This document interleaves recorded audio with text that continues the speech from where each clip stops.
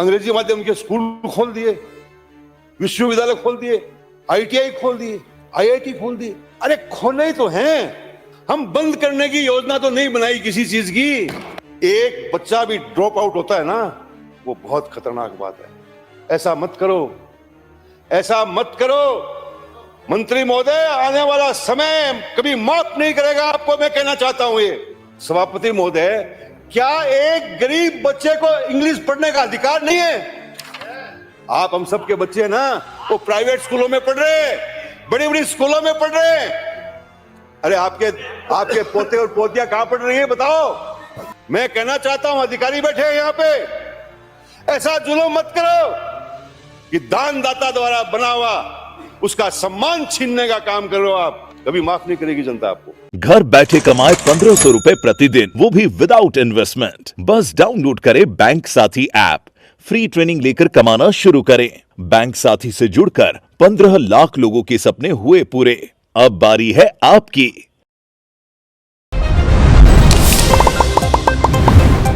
आज हम शिक्षा की मांग पर विचार कर रहे हैं, और किसी देश प्रदेश के विकास के लिए शिक्षा एक बहुत महत्वपूर्ण चीज है। शिक्षा के बिना किसी देश और प्रदेश का विकास नहीं हो सकता। लेकिन शिक्षा के बारे में हम चर्चा कर रहे हैं, तो शिक्षा की गुणवत्ता जिस प्रदेश में होगी वो प्रदेश आगे बढ़ेगा। आज हमारे बच्चे हैं, शिक्षा लेते हैं, BA कर लेते हैं, 11वीं पास कर लेते हैं, आगे MA कर लेते हैं, लेकिन यदि उनका माइंड फर्टाइल नहीं होगा शिक्षा से, तो हमारा प्रदेश आगे नहीं बढ़ सकता।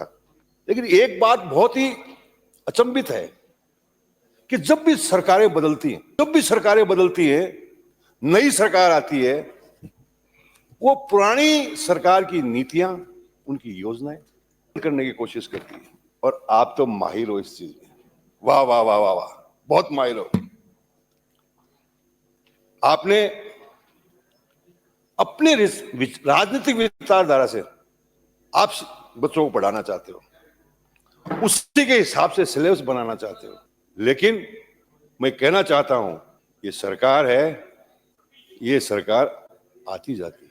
इसलिए एक योजना बनती है किसी सरकार की, एक कोई नवाचार होता है नए सरकार के द्वारा, यदि उसको बंद कर दिया जाता है तो कितना खर्चा होता है, कितना समय बर्बाद होता है, ये देखने की बात है। मैं अभी काफी देर से सुन रहा था, सुबह से सुन रहा हूं, पूर्ववर्ती सरकार ने ये कर दिया, पूर्ववर्ती सरकार ने ये कर दिया, बिना सोचे समझे कर दिया, थोथी घोषणाएं कर दी। ये सारी बातें में सुनने को मिल रहा है। अरे स्कूलें खोल दी, अनाप शनाप स्कूलें खोल दी, कॉलेज खोल दिए, अंग्रेजी माध्यम के स्कूल खोल दिए, विश्वविद्यालय खोल दिए, ITI खोल दिए, IIT खोल दिए। अरे खोले ही तो हैं, हम बंद करने की योजना तो नहीं बनाई किसी चीज की। और आप तो सरकार बनते ही पहला जो है आपका ये स्टेटमेंट था कि हम जो है अंग्रेजी स्कूल बंद करेंगे। आपने कमेटी बना दी।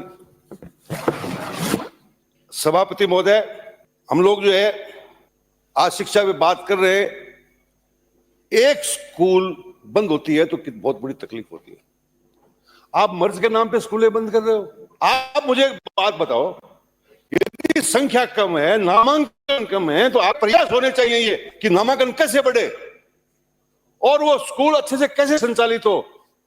एक बच्चा भी ड्रॉप आउट होता है ना, वो बहुत खतरनाक बात है।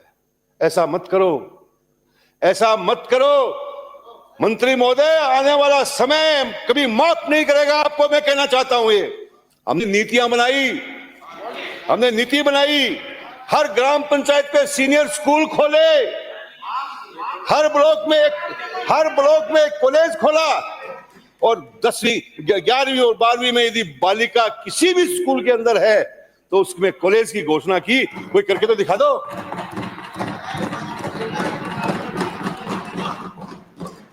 सभापति महोदय, महात्मा गांधी अंग्रेजी मीडियम,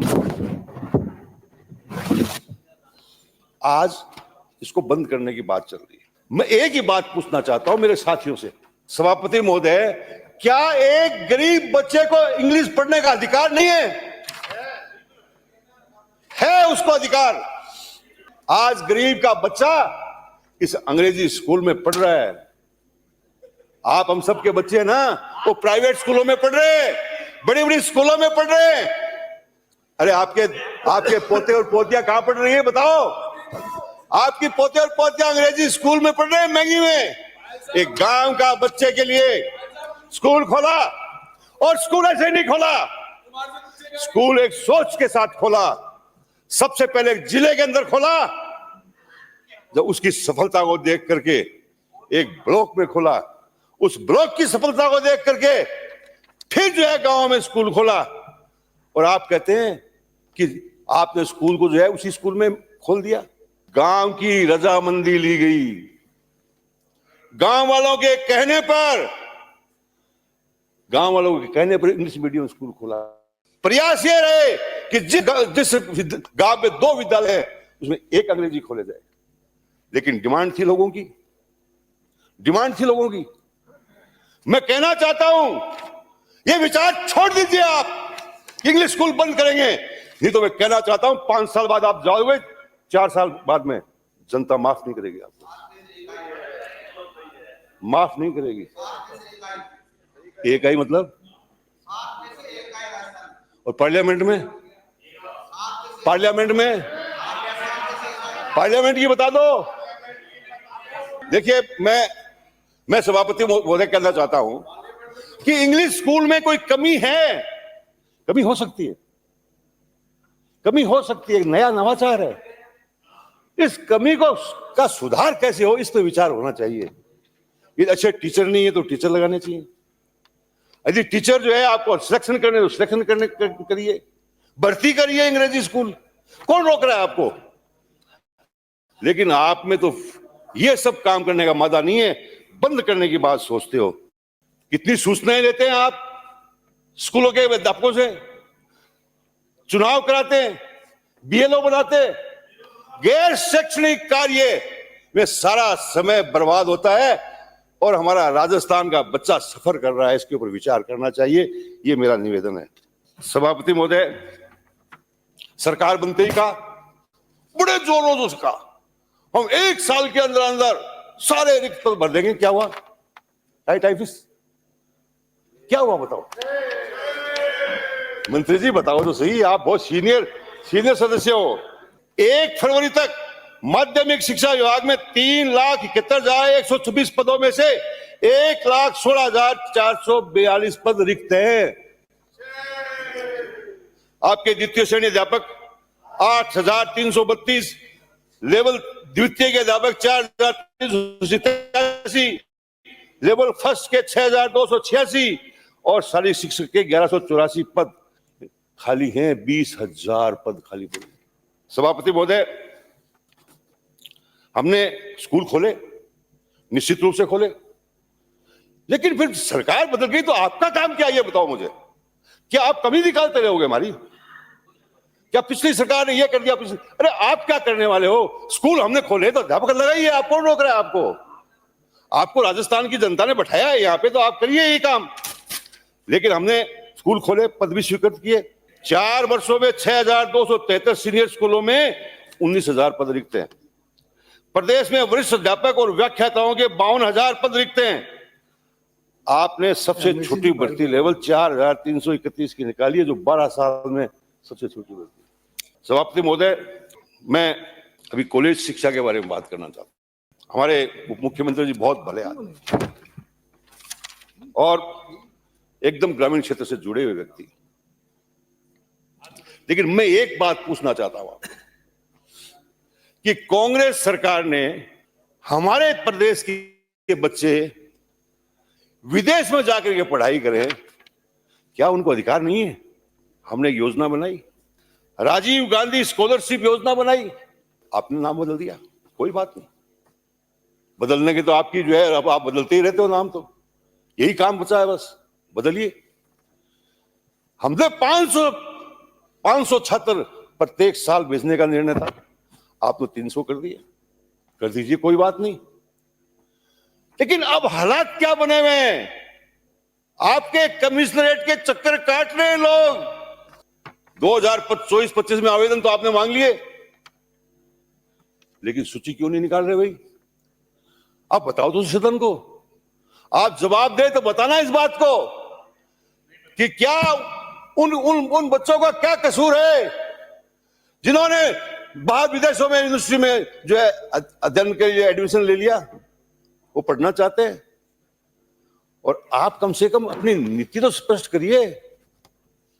आप नीति स्पष्ट नहीं कर रहे हैं। आप सूची जारी करेंगे कि नहीं करेंगे, बता तो दीजिए आप। ये आपके सदस्य अभी बोल रहे थे, बोले विदेश में पढ़ने पे ज्यादा खर्चा लगता है, क्या हमारे ऐसी संस्थाएं डेवलप करें जिनसे वहां नहीं जाए और यहीं पढ़े। आप ही के सदस्य बोल रहे हैं। माननीय मुख्यमंत्री जी, ये ध्यान रखो, गुरवीर ने माननीय उप मुख्यमंत्री जी, ये बात सही है, ये बात सही है कि हमें भी ऐसी शिक्षण संस्थाएं डेवलप करनी चाहिए जहां हमें विदेश जाने की जरूरत नहीं पड़े। ये तो नीति हो गई, लेकिन ये तो सोच ही नहीं है आपका। आपका सोच ही ठीक करने का नाम तो है ही नहीं है आपके पास। आप तो बंद करना जानते हो, आप तो बंद करना जानते हो।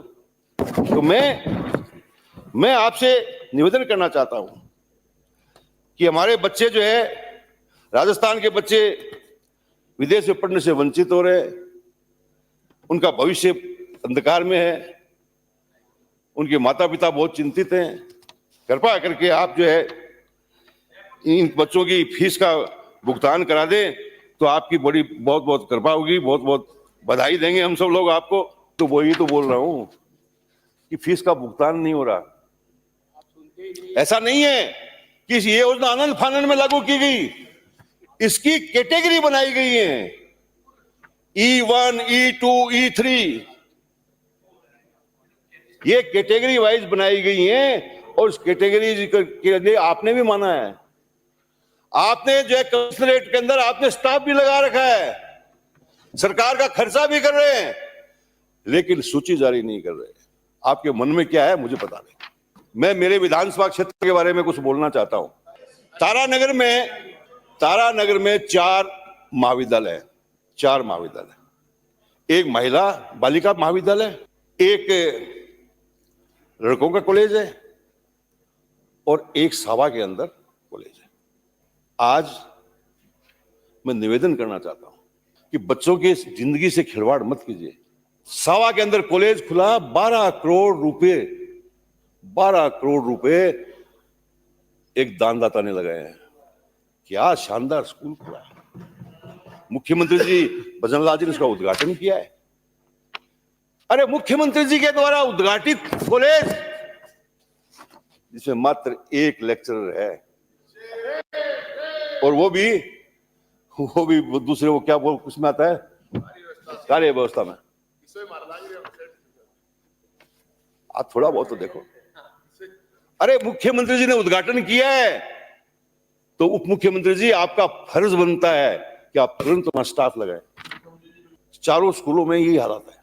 कृषि महाविद्यालय तारानगर जैसी जगह पे, छोटे से कस्बे पे मैं धन्यवाद देना चाहता हूं पूर्व सत्ता सरकार को, मुख्यमंत्री जी को, कि उन्होंने तारानगर के अंदर कृषि महाविद्यालय खोला, बिल्डिंग बना दी हमने, क्लासें चालू हो गई, लेकिन एक भी व्याख्याता नहीं है, एक भी पढ़ाने वाला नहीं है। सारे बच्चे स्ट्राइक पर, आंदोलन पर, भूख हड़ताल पर, लेकिन ताकत से उनको पुलिस से उठा के जबरन अस्पताल में डाल दिया गया। ये हालात है। तो मैं निवेदन करना चाहता हूं कि तारानगर के अंदर जो मेरी कॉलेजें हैं, राजकीय कृषि महाविद्यालय, मां जलपा देवी राजकीय महाविद्यालय तारानगर, राजकीय महिला विद्यालय तारानगर और श्रीमती मोहिनी देवी चाचान राजकीय महाविद्यालय सावा, ये इनमें खाली पदों को आप भरने का काम करें। मैं ये निवेदन करना चाहता हूं और मुझे पूरा विश्वास है आप पर कि आप मेरी बात को ध्यान देंगे। आज जो है, आज स्कूलों की हालात जो है वो ठीक नहीं है। आज स्कूलों में कमरों की कमी है, जर्जर अवस्था में स्कूलों के कमरे, पढ़ने को मजबूर हैं बच्चे, पेड़ों के नीचे बैठते हैं। एक एक कमरे में 3-3 क्लासें लगती हैं, 4-4 क्लासें लगती हैं। क्या पढ़ेगा बच्चा हमारा? हम किस ओर ले जा रहे हैं राजस्थान को? आपको इस दिशा में सोचना चाहिए। आपको जो है इस दिशा में सोच करके प्राथमिकता से, अरे अभी एक साथी कह रहे थे कि विधायक कोटे से आप तय करिए ना, कौन रोक रहा है आपको? आप करिए, कोई मना नहीं है। लेकिन आप भवनों के जो जर्जर हो गए, जहां भवनों की कमी है, वहां पे आप भवन बनाइए, ये मेरा निवेदन है। अभी 2 घटनाएं हुई हैं। एक मानपुरा है मेरे क्षेत्र के अंदर। उस मानपुरा के अंदर एक दानदाता ने एक गेट बनाया कुछ सालों पहले, और मरम्मत के नाम पर उसको गेट को हटा दिया और दूसरा गेट लगा दिया। अरे कौन देगा दानदाता? मैं कहना चाहता हूं, अधिकारी बैठे हैं यहां पे, ऐसा जुल्म मत करो कि दानदाता द्वारा बना हुआ उसका सम्मान छीनने का काम करो। आप कभी माफ नहीं करेगी जनता आपको। आप तुरंत जो है उसको वापस उस गेट को लगाइए। भलाऊ टीबा के अंदर मैंने भी डायरेक्टर साहब से बात की थोड़े दिन पहले। वहां पर जो है 8वीं की स्कूल अलग चल रही थी, सीनियर की स्कूल अलग चल रही थी। 7 कमरे में स्कूल चल रही थी, उसको हटा करके 4 कमरों में ले आए। वो कमरे में 2 कमरे जर्जर हैं, एक प्रिंसिपल रहता है, एक हॉल के अंदर 5 क्लासेस चल रही है। क्यों भाई? आपने क्यों बंद कर दिया? आपने जो स्कूल चल रही है, आपने कहा कि अभी 12वीं के स्कूल के बच्चों को आवश्यकता नहीं है। अभी आवश्यकता नहीं है तो आप स्कूल बंद कर दोगे? नहीं, गलत बात है ये। आप जो है इसके ऊपर विचार करिए।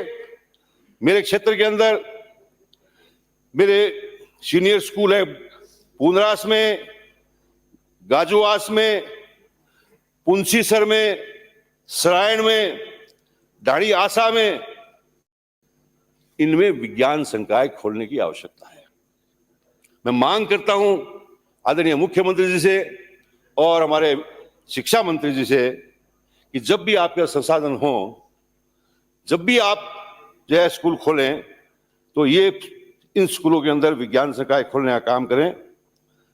हमारे बात सरायण, अभयपुरा, झांझनी, यहाँ जो है माध्यमिक स्कूल खोलने की आवश्यकता है। लोगों की बड़ी मांग है। मैं मांग करता हूं आपसे कि आप मेरी इन मांगों को पर ध्यान देंगे। झलको